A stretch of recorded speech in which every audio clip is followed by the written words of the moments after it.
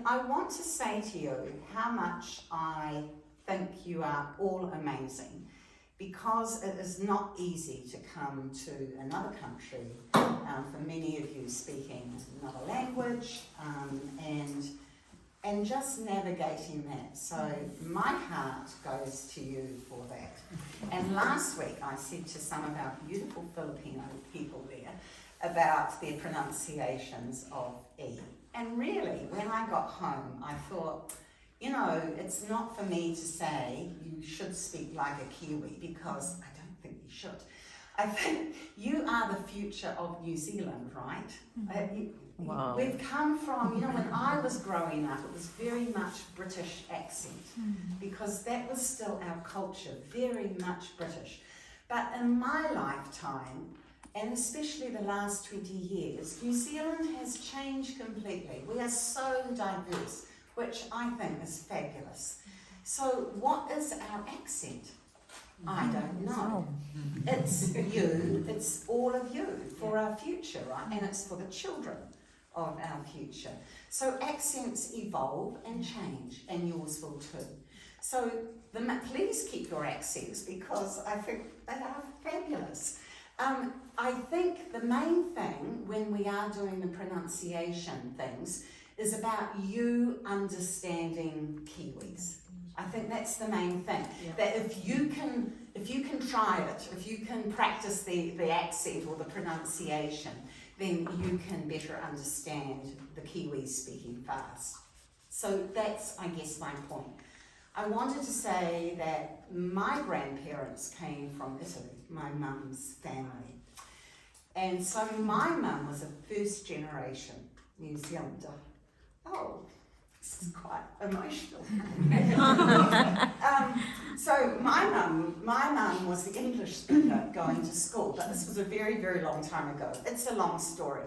But during the Second World War, the Italians were not on the Allied side, and they were living in Auckland, and so her family they were enemy aliens, and were not treated very well.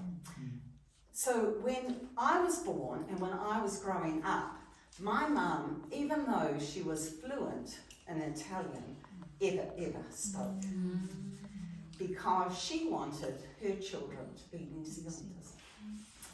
And I feel very sad about that, because I've never learned the Italian language, and yet I have an Italian passport, and I am a citizen of Italy. So I feel fabulous for you, right? Keep your language, keep it very, very close to your heart for your child too, Anisha. And yeah, and then just make sure that everyone can understand you. And the second story I wanted to tell about accent, just very quickly. I lived in America. We lived in America, and it was 9/11, so the Twin Towers coming down.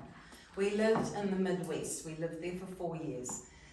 And we all spoke English, right? So English isn't a problem. I'm going to America. La la la, I'm New Zealand. La la la, I'm great. So after 9/11, when I was in the supermarket one day, I couldn't find something, and I asked the person, I said, oh, where do I find this? And so go and find the milk, I don't know. And then I had a tap on my shoulder, and I turned around, and there was a person there. I said, oh, hello. And that person said to me, well, where are you from? And I said, oh, I'm from New Zealand. Don't you love me? And that person did not. That person heard my accent and said to me, are you one of those terrorist countries? And if you are, you get out. Oh my goodness. Oh. And it didn't happen just once, it happened a couple of times in that month that followed. And all I want to say to you there is that it's all about accents, right? And here I was speaking English thinking I was fine, but people have different attitudes. So anyway, that was my, I just wanted to say that to you, I think you're doing fabulously. I think the main thing is that you can understand other people, and other people can understand you. Yes.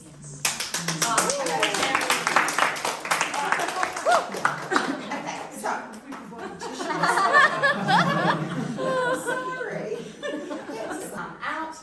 Move it to the left or right side twice. And that's hello. Okay. Other ways you may have found in New Zealand, if you're saying hello to someone might go zap. And I can't do it properly, Judy, because you do it. Zap. Zap. Yeah.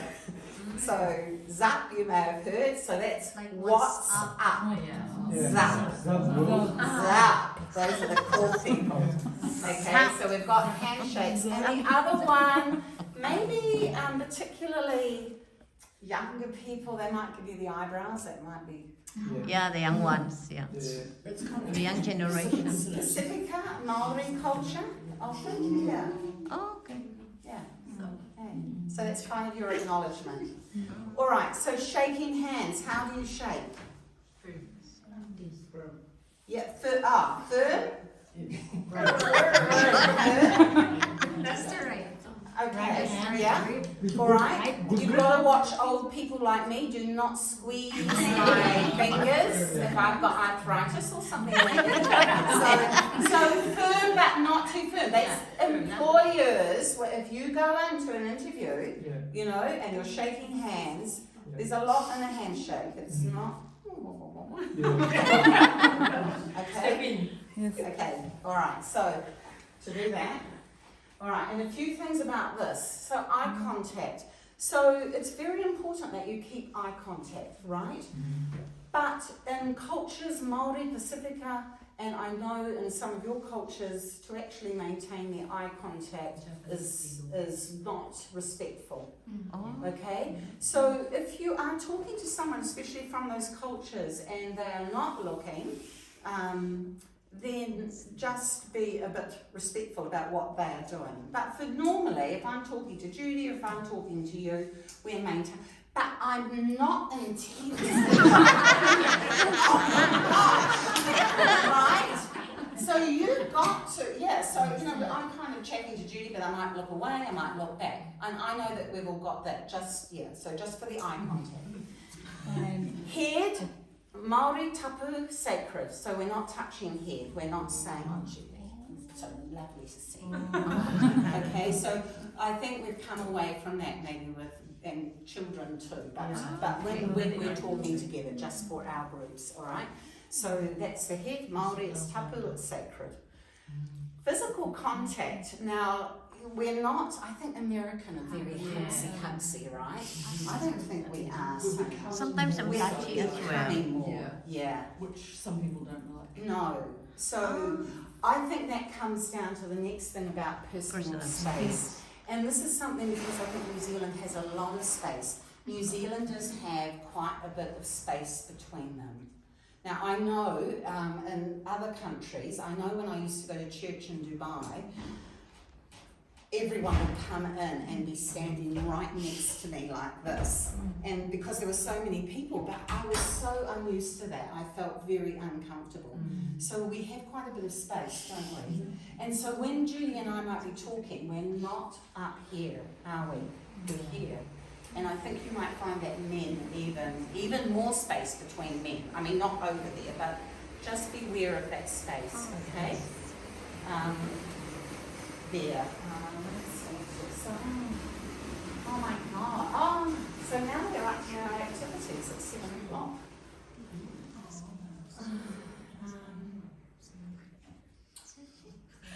Okay.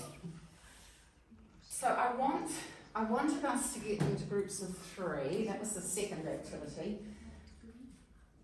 Why do we always get to this? We always run out of time. Because we have such a good time. Okay. One more class at the end. One more class at the end, yeah, maybe. Do you think?